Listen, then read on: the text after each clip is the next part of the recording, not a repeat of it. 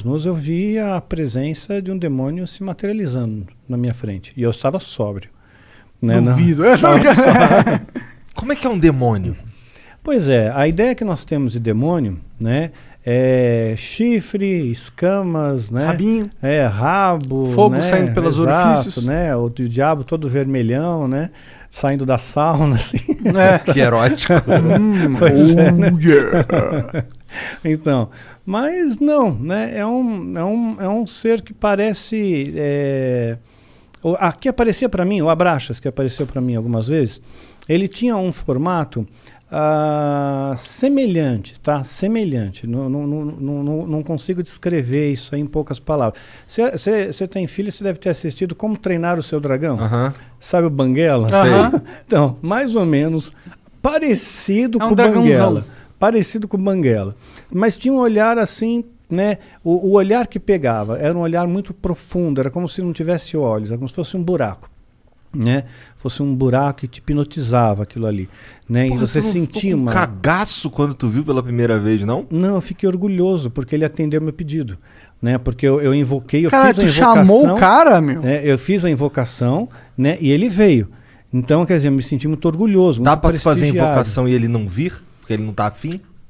Poderia acontecer. Como que é uma invocação de um demônio? Não precisa dar detalhe, mas tipo... É complexa. Tem bastante detalhe. Bastante detalhe. E muitos materiais, vai? Muitos materiais. Materiais raros? Alguns raros. Entendi. Alguns raros. Então é um ritualzinho de pelo menos aí umas 3 horas, 4 horas. De ritual rolando, não é de preparação. Não, de ritual rolando para ter invocação em si. Entendi, caralho. E aí ele se materializa, tipo, ele só aparece? Ele falou alguma coisa com você? Tipo, dá pra encostar nele? Dá pra encostar. São criaturas frias, geladas. Frio, completamente frio. E o que ele falava? Mas você vê, anjo se materializou na Bíblia. Anjo se materializou. Comeu. Né? Anjos comeram na Bíblia, então estavam bem materializados. Né? Então, se demônios são anjos caídos, eles também podem se materializar, só que em circunstâncias ritualísticas. Por exemplo, um demônio não pode se materializar aqui. Né? Um anjo poderia, Deus poderia permitir que um anjo viesse aqui, mas um demônio não. Só dentro de um sistema ritual, tem que ter um ritual para ele vir. Tem que ser tudo bem preparado. Por quê? Eles estão aprisionados, de certa forma? Estão aprisionados, sim, eles são limitados. Né? Eles não podem fazer o que eles querem também da Veneta. Né? Eles têm as suas fronteiras de ação. Por exemplo, eles não podem tocar num cristão verdadeiro. Né? Verdadeiro não pode, a não ser que Deus permita, no caso de Jó. Né? Então Satanás pediu para tocar, tocou e Jó não blasfemou contra Deus. Jó foi um cara que se fudeu pra cacete, né? Muito, se lascou pra caramba. Ficou doente, tudo, né? Ficou doente, perdeu dinheiro, família, tudo. Morreu todo mundo, ele ficou sozinho. E mesmo raspava assim, as pereba com telha, exato, né? com telha, exatamente. E no final Deus recompensa ele, né? E ele, no final, Jó chega a dizer, antes eu conhecia Deus de ouvir falar, agora eu vejo com os meus olhos, né? Então... Amaldiçoa teu Deus e morre. Exato, isso mesmo. Os amigos de Jó, né, que vinham lá, largavam o pau então, em cima dele. Então, às vezes Deus permite que essas coisas aconteçam. Então, teve gente que já falou para mim, falou, Daniel, perdeu teu filho, perdeu teu esposo, isso aí foi rechaçado pelo satanismo. Eu não vejo dessa maneira. Rechaçado em que sentido? O satanismo está me atacando com feitiço, com magia e causou esses efeitos, né? Mas eu não vejo assim. Não? Não, de forma alguma. Eu vejo assim como coisas que Deus permite, que as pessoas morrem no mundo. Né? Isso acontece, né? Então as pessoas têm depressão, né? Então aconteceu, eu vejo como uma fatalidade. E mesmo se fosse no caso como Jó, né? Vamos supor que o demônio tivesse pedido permissão para Deus, olha, deixa eu tocar lá no Daniel, né? Porque vamos ver se realmente ele segura a onda, vamos ver se ele é cristão de verdade, vamos ver se ele não vai se rebelar contra Deus, né? Depois se eu tirar dele o que ele tem de mais precioso, né? Que era o meu filho, né? Principalmente, né? Então tirou. Aí eu nunca me rebelei, nunca questionei a Deus, nunca briguei com Deus, né? Eu sempre costumo fazer a oração que Jesus nos ensinou como modelo do Pai Nosso, né? E dentro dessa oração está escrito, olha Pai, seja feita a tua vontade, assim na terra como no céu. Né? E essa é a minha oração, seja feita a sua vontade, não é a minha, é a tua. Se a tua vontade é essa, que a minha esposa partisse naquele dia, dia 30 de maio, pronto, é 30 de maio, é o dia que Deus escolheu. né? Então eu descanso nele, ok?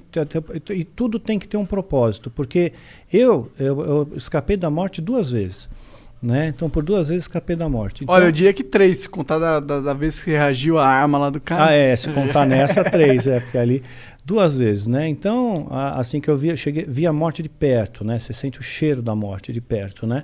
E então, quer dizer, se eu não fui, é porque tem algum propósito aqui ainda, tem alguma coisa ainda para fazer aqui.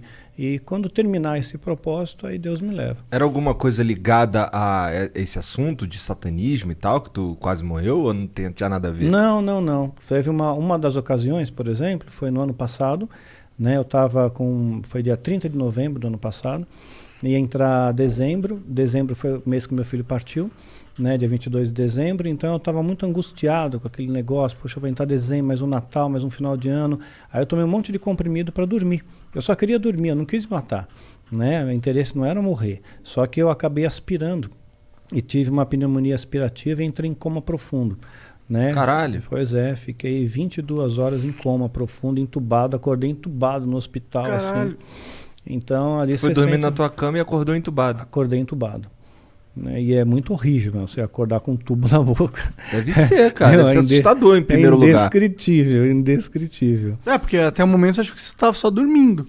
Pois é, eu estava dormindo de boa, depois a gente se acorda, tubo na boca, né? Um ambiente diferente, onde eu tô, quem sou eu, né? Que doideira. Mas, tá, pra que tu chamou o Abraxas, cara? Então, eu queria testar o ritual de invocação. Porque se eu conseguisse que ele aparecesse, eu ganharia méritos dentro da Irmandade. Tinha alguém testemunhando ali? Não tinha. Não tinha, mas a minha palavra valia porque supostamente esse demônio validaria essa palavra, né, para o sumo sacerdote. Né? Então eu fiquei muito orgulhoso com aquilo. Então a primeira coisa que eu perguntei para ele, né, eu toquei, para ver se era real, né, gelado, frio, né, e me olhava fixamente nos olhos, né, mas eu não conseguia olhar por muito tempo, né. Ele era da tua altura? Não, estava mais alto que eu, mas estava como se estivesse ajoelhado, sabe? Tá. Né, como se estivesse ajoelhado, não, ajoelhado, sentado sobre os joelhos. Tá. Ele tinha quatro membros? Sim. Assim, o Banguela lá, ele não é bípede, mas ele era bípede? Sim, bípede.